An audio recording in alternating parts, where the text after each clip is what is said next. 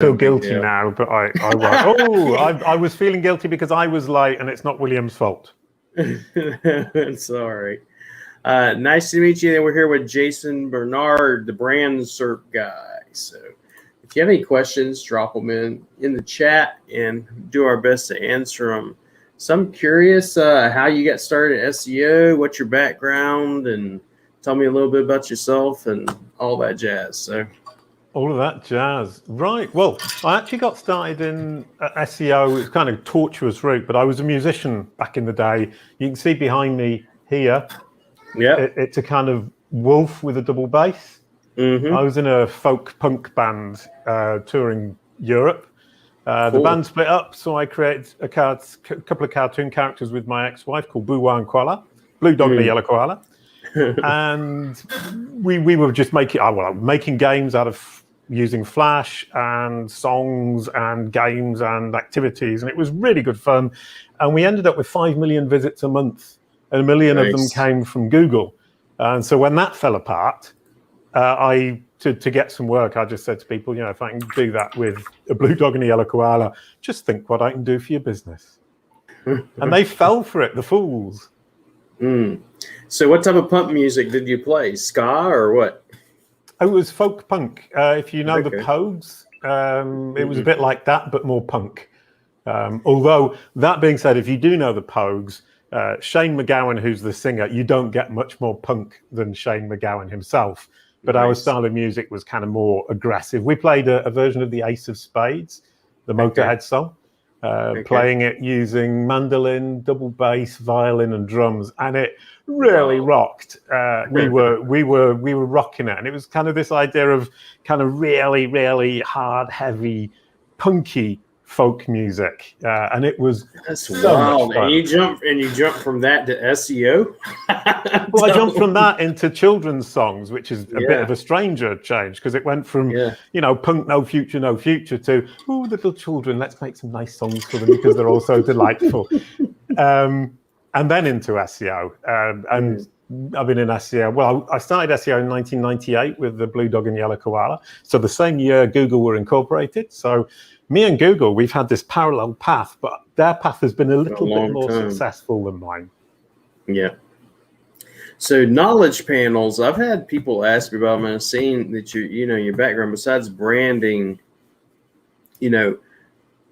how would you say, there are people that I've seen, quote unquote, sell knowledge panels, and then push knowledge panels. And you get people that, once you've established a really good brand like Craig Campbell and Chris Palmer and some other ones, they actually have their own knowledge panel. How do you, quote unquote, if you were to tell anybody, how do you go about getting, if you're a small business or you're a new person that's trying to create a brand, how do you go about getting a knowledge panel?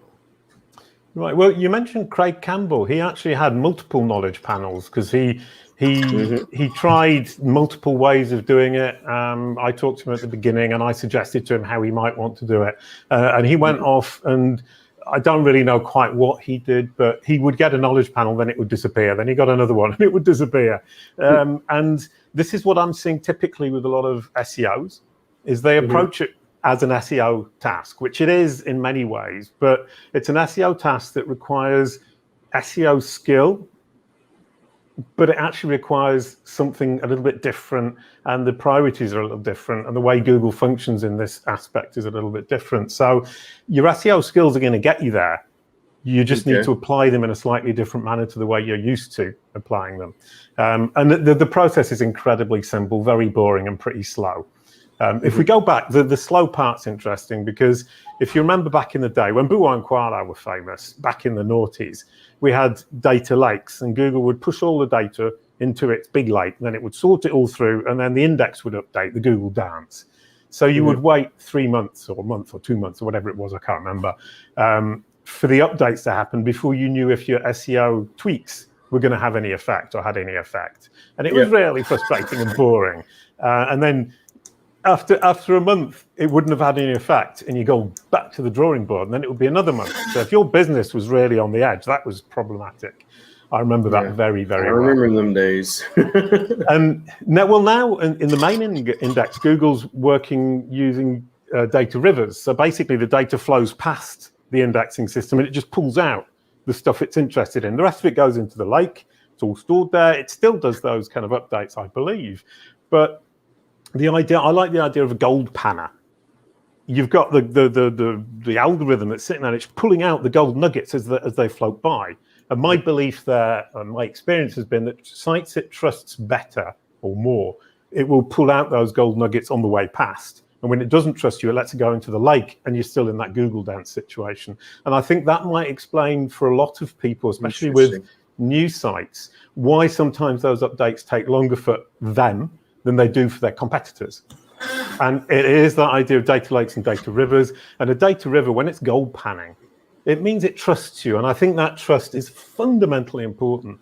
It says, I can take this and I don't really need to think about it. Put it out there. It's trust and it's authority. And that brings us on to the knowledge panel, which is all about data lakes. But it's also all about trust and authority. Now, knowledge panel. Let's go back to this data lake idea. It's shoving it all into this lake, sorting through it all, and then making a decision. So the delays tend to be quite long. It's between a month and 3 months before the machine actually has even digested the new stuff you've given it. So you've got to get used to that idea, at least for the next, I don't know, let's say another year. But it's coming. I think it's getting faster. And I think Google's going to end up with a system where both algorithms are able to stand one on each side of the river and pull all this stuff out. Or maybe even get the two machines to work together, the knowledge graph and the algorithms. That's kind of open to debate. But if you need to be patient and you need to understand that concept of data lakes in order to kind of think, well, maybe I didn't get it straight away, but it's thinking about it at the moment. I know Kalicube, we've done one thing, which is identify when the knowledge graph updates. So we can actually tell when it's pulled the stuff out of the data lake and stuffed it back into the knowledge graph. So you can actually see if you've been working for a month and nothing's happened, you can see that it hasn't happened because there hasn't been an update to the knowledge graph. So hop along to kalicube.pro. There's a knowledge graph sensor on there, and it tells you there was an update last weekend. The one before that was in July. The one before that was in June. Then in May before that. It's about every 2 weeks, but every now and then it has these kind of hiatuses. Right. But the actual question to start with wasn't that at all, was it? It was how to get one. Basically, it's a 3-step process. You identify the entity home. Google is looking for an entity home where the entity lives online, the one authoritative source for that entity. And then it looks to go out and corroborate that information. So basically, you take the entity home, which can be your about page on your personal site, your about page on your company site, and you explain who you are, what you do, and who your audience is incredibly clearly. Then you point to all the corroborative sources, which is LinkedIn, Twitter, Facebook, Wikipedia, Wikidata if you've got them, Crunchbase, IMDb if you're in the movie industry or if you're doing a podcast. Mm-hmm. And you make sure the information there corroborates what it is you were saying on the entity home, on your own website, and that other source points back to the entity home so that Google has two things. It's going round and round in circles, out, back, out, back, out, back. And it's seeing exactly the same information over and over and over again. Mm. And it's as simple as that. It's hammering the message home so hard that Google ends up accepting what we've said ourselves. Okay. So it's basically connecting all the dots, if you will, or connecting all the nodes. And then the knowledge panel is an acknowledgement of that, is what you would say? Yeah, I would look at it from the perspective of educating a child. Mm. The child wants to understand, but it can't get its head around it. So what the child needs is that you explain it clearly, mm-hmm.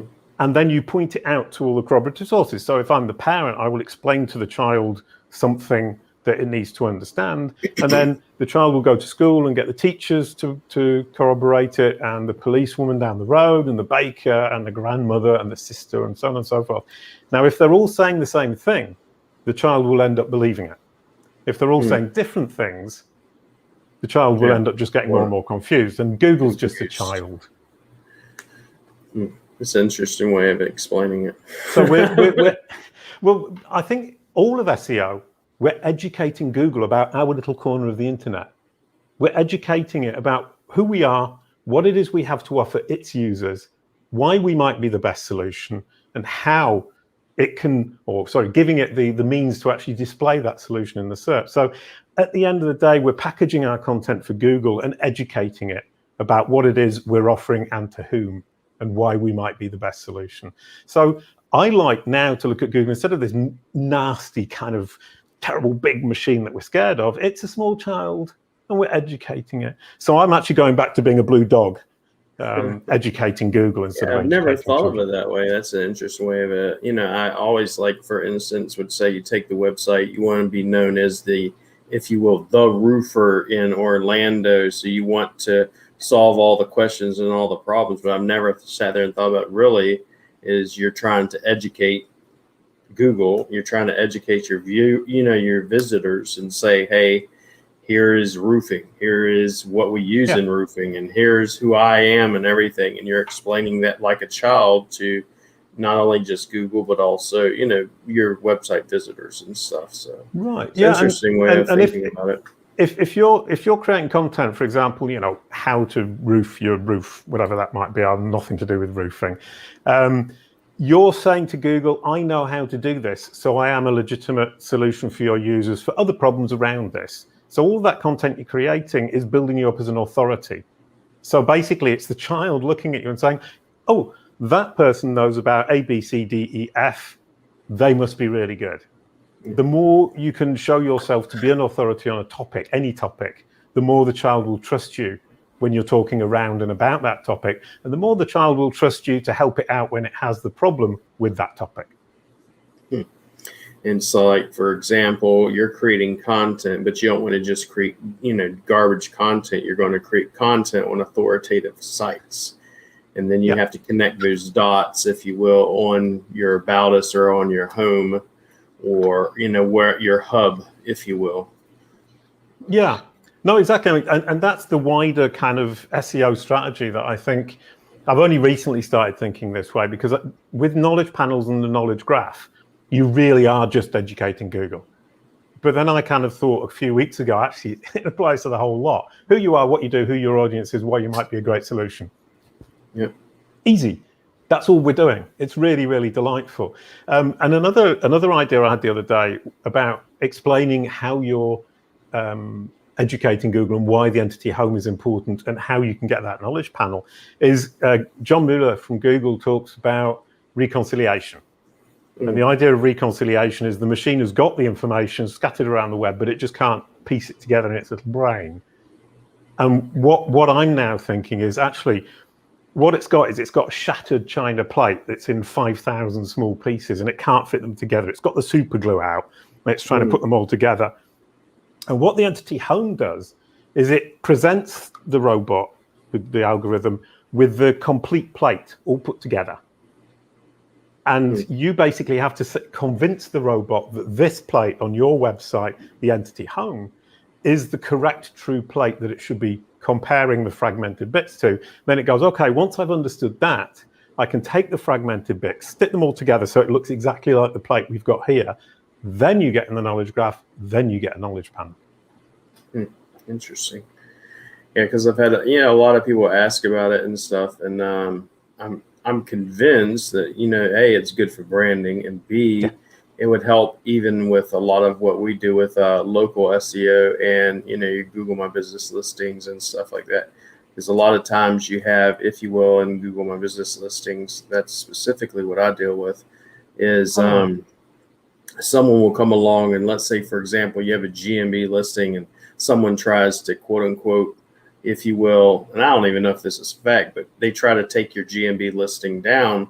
But I was thinking, I was like, maybe, just maybe, if you had an actual knowledge graph, maybe they wouldn't be able to take it down as much because of the fact Google would have the knowledge graph and they have all that data. So if anyone ever tries to take it down, it's kind of like a block or a shield against that happening, because you already have so much authority that it makes it almost impossible to take down. And I was been thinking that's probably a good way to get some, businesses to protect them, because I've had people ask me, is there a way to protect people from, doing this to you? Because I have a lot of people that come to me for that. And Yeah. Just nothing really. I mean, I've had to tell people honestly, there's no way anybody can come along and make edits and Google goes, is this data correct? And then your next thing you know, you could have your damn GMB down and, all the reviews and all your hard work and everything else. And it's devastating to a lot of businesses. Yeah, that's a really interesting point. I was talking to Joy Hawkins on my podcast a couple of weeks ago, and she walked me through Google My Business panels because I know less about it than you guys do. Yep. And I was stunned by quite how much information in that panel is not controlled by the business owner and is actually machine driven. And that whole kind of thing, Google My Business panels actually have a knowledge graph ID. Yep. And Google is in the process of filling up Google My Business with information from knowledge graph-esque information. So I would suggest as a local business, you need to start thinking about that entity home and that broken plate and the complete plate and the Google as a child to educate it, because it's moving more and more in that direction. And as you rightly said, one of the problems it has is local business owners don't actually fill in the Google My Business properly. Yeah. Another problem it has is people give fake feedback, and humans at Google delete things or change things because they've got no idea what the real truth is. And a machine will hopefully, from their perspective, be able to go around and make sure that when the truth is in place, it doesn't get distorted by human error or human nastiness or whatever it would be. I mean, I've had GMBs taken down, and then they ask for your business information, like always, and you send them over your business license, and generally with the business license and your utility bill brings it back up. But the thing is, they're just trying to prove with that information that you're legit. I've just always been thinking, it's like, well, if you had a knowledge panel, because my new understanding of it is basically a knowledge panel is just, if you will, biography of this person or this business. It's all their information. And if you could take somehow and create all that information and get a knowledge panel for a business or a local business even, then pretty much shields you from ever getting taken down. But right. Well, I think kind of what's happening, if you look at something like a university, an educational institution, or a tourist attraction, or a theme park, you'll get hybrid with part of Google My Business and a big chunk of the knowledge panel. And I would suspect that you're correct about that would be more solid and much more difficult for anybody to take down, simply because it is part of the knowledge graph. It's been integrated into the knowledge graph, but with the Google My Business aspect. So my question is, and I don't know the answer, but I think this is where we are, is that Google My Business is being moved slowly into the knowledge graph. And some things like these institutions, especially, and theme parks, tourist attractions, have been moved over, but they retain the knowledge, the Google My Business elements to them. Whereas some local businesses are still just in Google My Business and haven't been moved across yet. And I'm doing some experiments now to see if I can move a Google My Business from that vertical into the main knowledge graph and do maybe what you're suggesting. Protect it. And that's kind of what I'm looking at, and why it became more. I've started looking at this because I started getting more and more into schema and looking at schematic data and knowledge graphs and all the the CID, LRDs, all this data that you can actually use.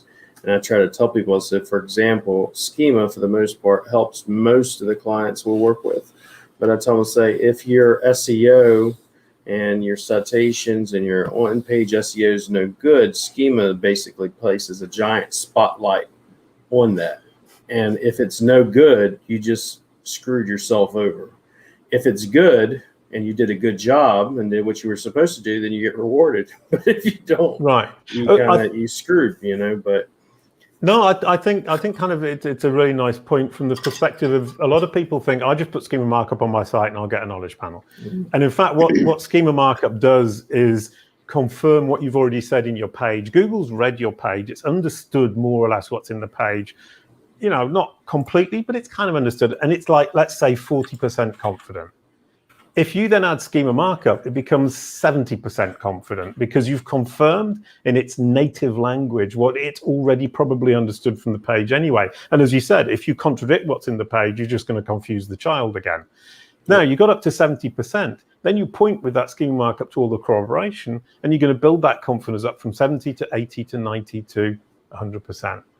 And that is what the aim of schema markup is, to corroborate and confirm what's in the page, and to point Google out to the corroborative sources, the third-party corroborative sources that confirm what it is you're saying, and enable it to become confident that the truth it has understood from you, the horse, out of the horse's mouth, is actually the truth, and that it can show it to its users. And one thing I do like, and we can take that child analogy a little bit further, is if a child isn't sure about a piece of information, it will not go into the playground and shout about it, because the child is scared of being wrong and looking foolish. If it is sure about a piece of information, it will go into the playground, he or she will go into the playground and shout it to anybody who'll listen, because they're so pleased they've understood it. And Google does exactly the same thing. If you want to know why a knowledge panel triggers, it's understanding, confidence in that understanding, and then probability that it's actually going to be useful for the user. And what I've found is once Google's understood, it will trigger a knowledge panel sometimes in specific geo circumstances for a person, when you're in their town, for example, or in their for a company. But then if you can get it to be really confident, it will start to spread out. It will start to say it to more people in more places, purely because it's confident that it's right. Jason says here, strong brand name versus an exact name match. Which is more powerful in the SERPs? Well, the exact name match, I suppose you mean. I think he's just meaning in an EDM, an exact domain name match versus an actual brand. I think people who did the EDM thing years ago are now biting their nails and getting pretty annoyed with themselves, because the problem with brand SERPs, which is what appears when somebody Googles your brand name, which is my speciality, and for me, knowledge panels are a subsection of that, is that you hit ambiguity. Companies who call themselves Yellow Door are fighting against yellow doors. Or a company that's given itself a name like, Best Car Sales, you're actually competing against sites that are giving advice about which are the best car sales to go to. So you're creating an ambiguity, or there is an ambiguity that makes your brand SERP very difficult to manage, and that knowledge panel very difficult to get. So that's a really big disadvantage. So a unique brand name right now is going to be much easier to actually explain to Google who you are, what you do, and who your audience is than an EMD. And interesting enough, with a child, if you say to them best car sales, they'll go, right, okay, you're talking about selling cars and which one is the best one. You say, no, I'm talking about the company. And they're going to go, oh, no, that's just confusing. So the child's confused again. Interesting. From a knowledge panel perspective, from a brand perspective, Google is trying to give space to all the ambiguous possible interpretations of what you've typed in. So best car sales, it would show you these comparative sites, and the brand would potentially only be ranking with one halfway down. So on your own brand term, you'll be greatly disadvantaged. So building your brand in that circumstance is A, very difficult, and B, isn't necessarily going to pay dividends. Whereas if you've got a unique brand name, building the brand name, building brand recognition for that name is going to pay dividends right down the line and across the internet. So Graham says, how important would you say name branding is for a small service area business? Let's say like a construction company or remodeling company, something like that, a roofer. Well, I like that question. I mean, I would suggest that you need to be, the thing about people's names is that there are Jason Barnards in America, in Canada, in South Africa. There are 5 or 6 just in the north of England. There's a podcaster in London. It's ambiguous. Whereas with company names, because of local trademark laws and registrations, they tend to be more unique within industries. So that's kind of an advantage. So if you're a local business, you need to be, I would suggest, a unique name within your own geographical area, the service area, is incredibly important, because it will help you to be distinguished. But you need to play that off against all the tactics of actually ranking for the generic term around. So that EMD in local business is actually much more difficult to play with, I think, than for national, international brands. Yeah, there's a couple of people I've talked to about this. It's like, for instance, would you, like in my case, I have an agency, But also I have other people, if you look on the back end of our search console, people will either look up William Jones SEO or Rank Fortress Digital Agency. They're not actually going, let me find, SEO digital agency. They're going William Jones SEO, or they're going Rank Fortress, because the brand is what they associate it with. But, I honestly have never been able to add, I've listened to people, you listen to Gary V, and you listen to some other people, they say create a personal brand. But the problem with the personal brand is then if that person is no longer a part of the brand, how are you going to sell it? If you said Jason Barnard, and you had a company called Jason Barnard SEO or whatever, and then you go to sell it, 4 or 5 years down the road, how are you going to sell it when it's called Jason Barnard? So. Right. Well, I was looking at Ninth Wonder. I don't know. He's a rap star, hip hop maybe. And his agency is called, or his production company is called Ninth Wonder as well. And there is a problem there. I did a daily brand SERP. Every day I look at a brand SERP and I analyze it and I give a small piece of advice, about a 1.5-minute video. And next week there's going to be one about Ninth Wonder. And the point there is, if he wants to sell the company, whoever buys the company from him is always going to have a problem, because he dominates personally that brand SERP, not the company. The company gets one spot. So if I bought the company off him, I'd say, well, actually, it's not worth as much as it would be if it had been called, Brick Wall, for example. That's a bad name. Bricky Wally. We're going to make it unique, because I'm going to be competing with you, and it's going to be very difficult for me. And once again, as you said, but isn't that true of any business? If the whole business depends on one person in terms of their name or even their skill set, it's always going to be a problem. Yeah. Let's see here. Got a couple more questions coming here. Bug Off Pest, Charlotte County. Are citations an important aspect versus backlinks, I guess, when we're dealing with brand in SERPs or knowledge panels? Yeah, citations are incredibly important. I do experiments on myself all the time. I do experiments on the rock group, on the blue dog and yellow koala, on myself. And what's interesting is, because I've done these things, I've made TV series, I've made albums, I've written songs. I've got loads of entities that I can test on. And I've been doing this a lot. And that is one of the tests I did, is that because I was a musician and because the musical stuff is so heavily ingrained in Google's brain because of sites like Music Brains, IMDb, Discogs, Deezer, Spotify, all of these platforms that Google relies on a great deal are full of music, are full of TV series, are full of all of this information over the things that I've done. All of the stuff I'm doing in digital marketing, although it outweighs that in terms of volume, is being drowned by the confidence that Google has in the other stuff. So Google now says, Jason Barnard, British musician, not because it truly thinks in terms of the weight of information. I remember even looking at it before on Google from Jason Barnard, and first thing it told me, from what I remember, was British musician. It doesn't say any. It doesn't go, Jason Barnard, SEO expert. It's Jason Barnard, British musician. And then underneath that says Jason Barnard, the brand SERP guy, is a digital marketer who specializes. And then once again goes back to musician, screenwriter, songwriter, cartoon blue dog. Right. It takes all that other information in there. Yeah, and then at the bottom it goes back to Rand Fishkin, Cindy Crum, Kevin Indig, which is SEO again. And your songs, and then at the bottom it has the Bua Koala, the cleanup song, Sleep Bua Koala, all that stuff. So it's pretty cool. But then if you look in the left-hand rail, it's totally digital marketing. Yep. So what we have is the traditional algorithm, the blue link algorithm, understands perfectly well that I'm a digital marketer. That all ranks because it's all kind of terribly fresh, terribly new.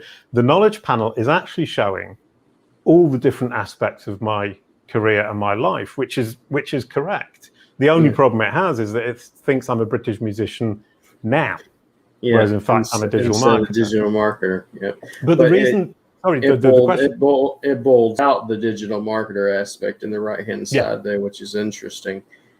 Even though it lists you as the British musician. So It is really interesting, but that British musician is something I'm working towards changing, and that was the question about the backlinks versus citations.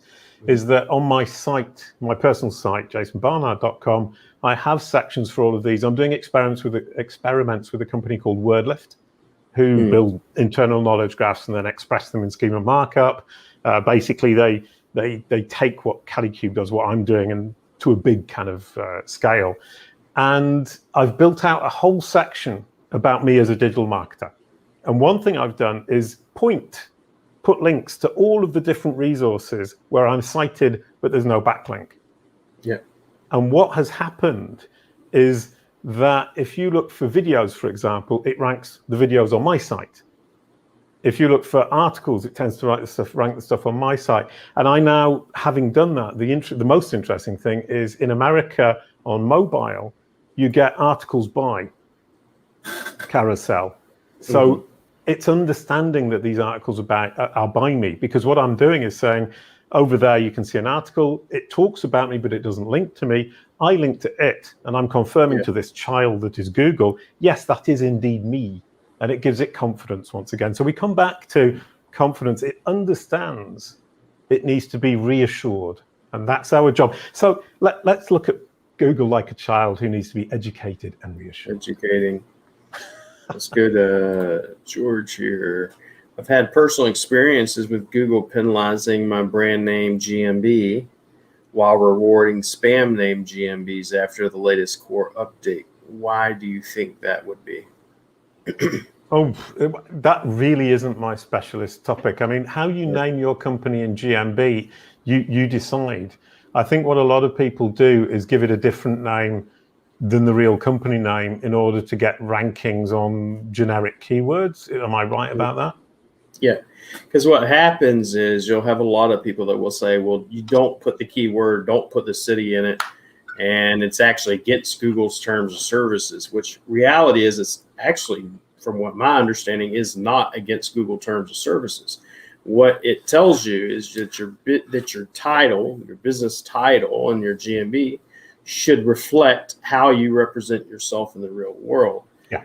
That being said, what it means is if I have a business license and I call myself, best SEO in Orlando, then the name of my GMB should be the same. But I can't call myself, William Jones SEO. It's my real license, and then on my GMB say best SEO in Orlando, just to stuff the keywords and the city in there. That being said, I've always seen I still believe this, Google rewards you if you have the geocentric and the keyword in your GMB title. I've seen it time and time again, where someone, but it's not always the case. In some cases, you'll look at who's in the top, 10, and they don't have any of that. And then there are other times in other cities where it's exactly that. The top 3 will be an EDM, and then they'll have the city and the main keyword. They'll say, Orlando Roofer LLC, plain as day. And that's and the website sucks and the SEO sucks and everything. But the only thing that they got going for them is, that and possibly the age of the GMB, because the age of the GMB does help sometimes with trust, and I've seen that too. So, but I suppose kind of one thing that strikes me there, this isn't totally my specialist subject, but if you call yourself something different on your GMB, you're immediately giving the machine immense problems with reconciliation. Yeah. It's not going to be able to reconcile those two. You're giving yourself a pseudonym in one place only, and that pseudonym doesn't actually make sense. It's not being repeated elsewhere, so that you're just creating confusion. So you've got to look, I think, at the short-term advantages you can pull out of that, and also against the long-term disadvantage of this child being perpetually confused. Yeah. And the thing about children as well, if you've had children, is if they learn something, and then you say, actually, that wasn't true after all. It's really difficult, even more difficult to get them to go around again and say, okay, now I accept the new truth, especially if they trusted you in the first place. Yeah. So I would suggest it's kind of playing with fire, but obviously you have to weigh up short and long-term aims. But the single most important thing for me today is to say to people, make sure you have a website that you own, that you run, you actually own the domain name. It can be a one-pager, and that you start building Google's understanding that that is the entity home. That is the authoritative place for the entity. And one really interesting thing is you are naturally the most authoritative person about yourself, and your business is the most authoritative entity about itself as well. And Google is actively looking to believe you. You just have to make sure it's reassured. And if you can do that, you start to get some control. And what I'm kind of doing with my experiments is seeing how much I can control what Google shows about and around me. And the answer is quite a lot. And if you look, you were saying earlier on, it says digital marketing consultant in the the panel. That's pulled from my site. In the knowledge panel, it's citing me about myself. It believes so strongly that I'm truthful and that I'm not talking CRAP, that it's willing to cite me describing myself in what is essentially a fact in the right-hand side in that knowledge panel. And I think that's what we all need to aim for. Yeah, it's like right now, if I look up, some of the other SEOs, some of them will have them, some of them won't, Neil Patel, for instance, he lists him as an English angel investor. Totally, London, United Kingdom, Kissmetrics, Neil Patel, Digital, Crazy Eggs, stuff like that. If you look at some other ones, Rand Fishkin, American Entrepreneur, it's totally different information. Well, that subtitle, and that's another kind of point about the human beings at Google. That subtitle is something you cannot ask a human being at Google to change. The machine decides, and there's nothing you can do about it. Your social channels, you can suggest them to human beings. They can change the social channels in your knowledge panel or in your GMB. But if the machine thinks they've got it wrong, it will switch it back. So there is this thing with the human beings at Google can correct, but the machine ultimately has the last word. And if you remember that, then you need to kind of look at the things and say, in my case, why is it saying British musician? I need to correct that. I need to make sure that on my site, I clearly describe who I am, what I do. And I haven't got there yet because this is a particularly thorny problem, but I will get there at some point, I'm sure. I just have to keep testing and experimenting. But the description underneath, as you said, some people have them, some people don't. It's very rare. And it bolds out. It bolds out something. It's like, for instance, I'm looking at another guy, Bill Hartzer. It says internet marketer underneath the name. And then it bolds out State of Search Digital Marketing Conference, which is interesting. Like on yours, it said musician, and then underneath of it, it bolded out digital marketer. Right. I just find that interesting. Well, the subtitle, British musician for me and for Bill Hartzer, it's internet marketer, is part of the knowledge graph, whereas the description is actually being pulled from one of the results on the left. So it's the blue link algorithm, understanding. So it's a slightly different understanding the other, So it's understanding the blue links, and then it's bolding out the state of, the digital marketer aspect of it. Right. Versus the British musician, if you will. The most up-to-date information is not musician. It's actually digital marketer from like CaliCube and LinkedIn and every other place. With Jason Barnard, your website, interesting podcasts, all that stuff. So yeah, and that there is a lot of kind of play between the knowledge panel and the brand SERP itself, and both affect each other. And the more you control both of them, the more overall control you have. It sounds obvious, but you can't just say, I'll control the left-hand side and not worry about the right, or I'll just think about the right-hand side and not care about the left, because the left bleeds into the right and the right affects the left. So interesting. It's a whole that you need to deal with, but it's a whole that's actually broken into two halves with visibly different approaches by the algorithms within them. It's so interesting and so complicated, and we know so little about it at this time. I love it. Absolutely love it. Yeah, I've looked at them a little bit, but then whenever I saw yours, I started looking at it more. That's why it's really, really interesting. I'm like, he's a British musician. but I know he's an SEO, but yet it's pointing out that he's a British musician versus the digital marketer aspect of it. And that just, floored me. So, well, one interesting thing is a year and a bit ago, I had a Wikipedia page. And I was experimenting using the Wikipedia page to see how Wikipedia affected the knowledge graph and the knowledge panel.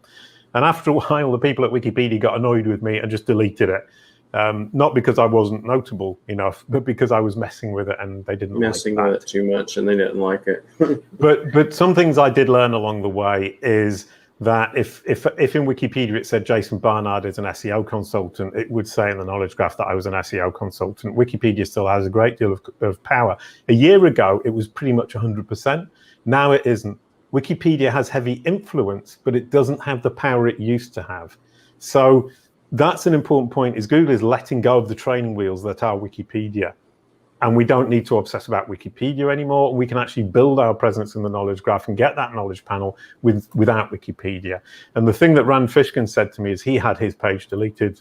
He asked them to delete it because he was saying, I don't want somebody at Wikipedia controlling what's being said about me, what the truth is about me, because they don't know. And he's right. As soon as it was deleted, I got back control. And as you can see, I'm describing myself in my own knowledge panel. And it's not Wikipedia or Google Books or anybody like that. It's me. So I'm not handing my brand message over to some faceless person at Wikipedia, which is great. Interesting. I just more and more, it's like, because trying not to look at it from an SEO point of view, it's like an SEO point of view is like, tell me, what do I need to get into the knowledge panel? Because there are people that I've seen people quote unquote sell them for $250, promise you the world, and I've seen other people sell them. I'll sell it to you for $2,500, but it's a process. You need this if you have a podcast, and if you have a movie, the IMD, and if you have this, then you're likely to get them. But even then, it's like not guaranteed. Right. Yeah. Well, the $250 one is one I hear all the time. I don't know if it is particularly Wikitia, but that's the one that comes up a lot. You pay $250, they create a page on Wikitia. Wikitia is a kind of pseudo Wikipedia, very cheap, rather depressing. And it will trigger a knowledge panel. But basically what happens is it tricks the machine. But then you claim the knowledge panel. When you try and claim it, somebody at Google just deletes it because it's knowledge panel spam. And Google don't want the machine to be tricked. So what the people do is they delete it to teach the machine that that's not the right way to do it. So they're basically using that as it's training. So I kind of think they're letting the machine get cheated so they can teach it how not to get cheated anymore. So if it's $250, it's a cheat, it's spam, and it will probably get deleted at some point. Yeah, the ones that I've seen that are more expensive, they're the ones that are usually going to be, it's a long process, usually 3 months, and then they say you got to have all these nodes of data to actually get the knowledge panel. It's like, that's exactly it. It takes 3 months. It's the data lakes thing again. The machine needs time to sort through all that data and join the dots together and become confident. And I've actually built a tool called CaliCube Pro. It's a platform rather, and it does what you just described, but you do it yourself. It's a self-service, do-it-yourself knowledge panel builder. So it basically tells you which nodes you need to join together, how to join them together, provides you with a schema markup, helps you writing your description, and basically helps you with that 3-step process: entity home, writing a clear description with the schema markup, pointing to the corroboration, correcting the corroborative sources, and it does that step by step. But it's self-service because, to be honest, it's really boring work. Yeah. Really boring, and it's like it's funny. My son, I'm training him on SEO, and I've always thought I like SEO, but I've also said, to me, SEO is the same repetitive stuff over and over and over and over and over again, and eventually, if you do it so many times, you get rewarded. And my son has told me it's simple. SEO is simple, Dad.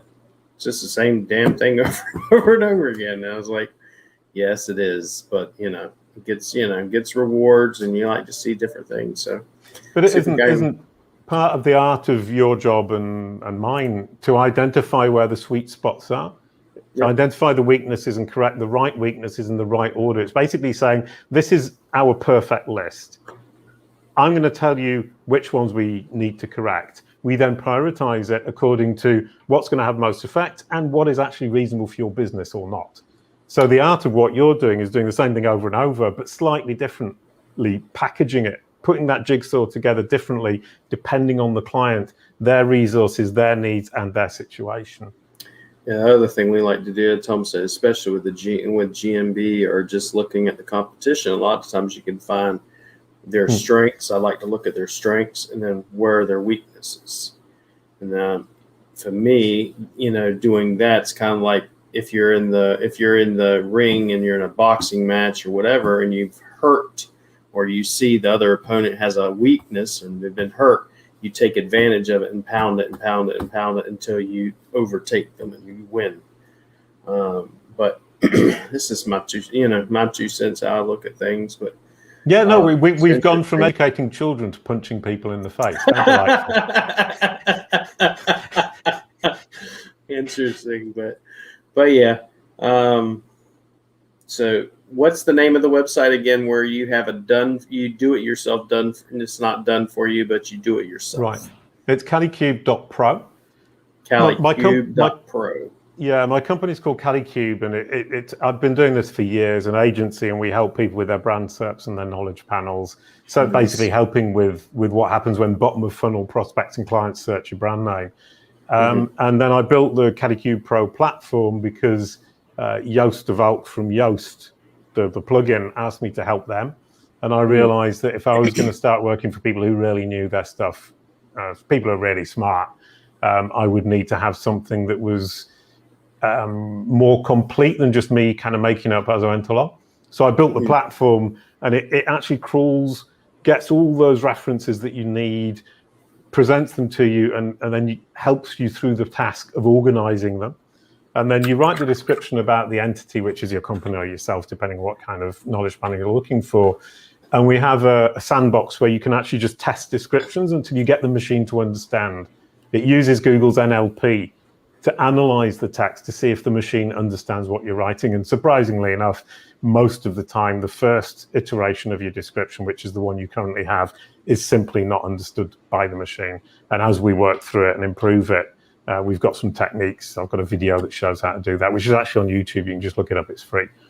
Yeah, I'm looking at this site now. Calicube Pro, you have a sauce author, knowledge panel, the knowledge panel graph API Explorer, trusted sources, Calicube Pro.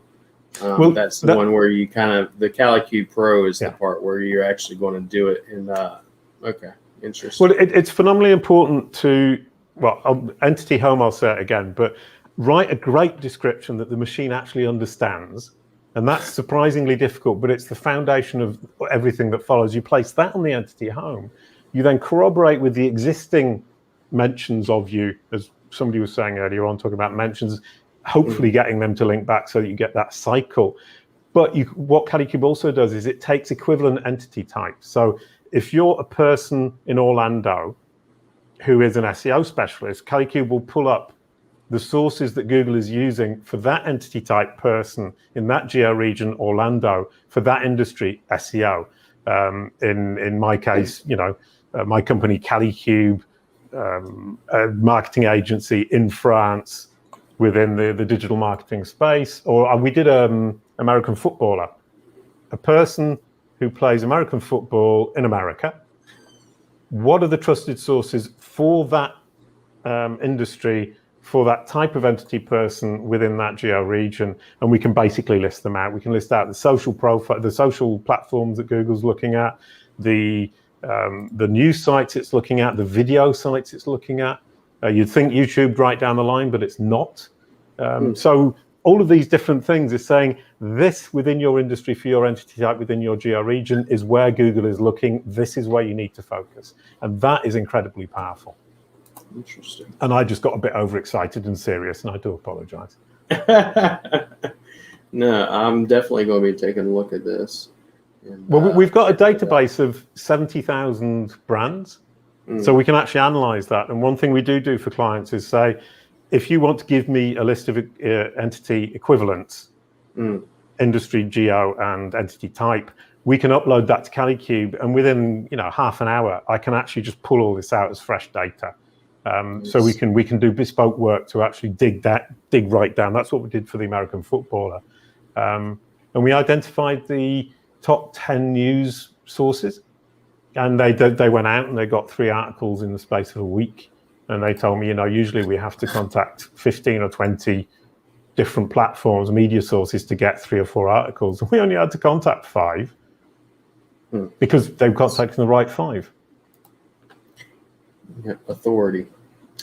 Let's see here. Yeah, so it is. It's and I'm trying to build it out. My problem right now is finding the time to actually build out the tool, because I've got the data, but I just need to be able to present the data to people in a self-service manner, which is there are lots of people that ask about it, believe it or not, that ask about how to get the knowledge panel, and do you offer it as a service?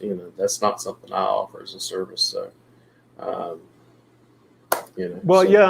As I say, kind of my aim is I don't really want to offer it as a service. I want to offer it as a self-service so that I can focus on figuring this stuff out and building up the data set so that I can actually provide that valuable information. Because if I do, let's say, 50 knowledge panels in the next year for 50 different people and companies, I actually haven't taken the industry, the understanding of the whole process further, very far forwards. But if I can provide that service and get 3,000 or 4,000 people to build their knowledge panels and collect the data for those 3,000 or 4,000 people, I will understand a lot more. I will have a lot more data, and we will be able to do this much more efficiently and effectively as a community. And I'll have a lot more fun, which is the most important part. That's the most important part. Have fun at whatever you're doing and enjoy life. So. Yeah, well, I love digging into the data, and if I could just dig into the data all day long, I would be a happy Larry. Well, it's been nice. We're going to have to get off here. I live in the Philippines. Actually, it's almost 10 o'clock or 9:30. So, and then I have one last appointment. Then I get to hit the sack. All right, so it's bedtime for you, and for me, it's almost going out and having an afternoon cup of tea, and then going and have dinner with a friend. Yep, about that same time. So it's been good having you on here. I'll be in contact, and I'm definitely going to check out CaliCube and take a look at this and stuff, and the free tools. Maybe even send some. If people ask me about it, at least I would like to go through it myself. That way, if someone asks how to do it, I can at least say, well, go to calicube.pro, and this is what you got to do, and fill this out, and, get your knowledge graph. So, well, I've had a few people on CaliCube Pro. Some people understand it really kind of natively, naturally, and are incredibly enthusiastic, and some people don't because it's a little bit complicated. I'm trying to simplify the user interface. But people who do get results pretty much immediately and pretty much every time. Nice. Johnny, good. Thank you very much for having me. That was absolutely delightful, William. I appreciate it too, buddy. Thank you for coming on, and we'll tell you guys good night and or good day wherever you're at. And appreciate you guys, and thank you for all your questions. If you have any other questions, just make sure to drop them in YouTube and or on Facebook, and I'll just tag Jason so he can answer them, or I'll get them to him. So, all right, I appreciate it, guys. Y'all have a good day. Yeah, see you soon. Thanks a lot, man. Appreciate it.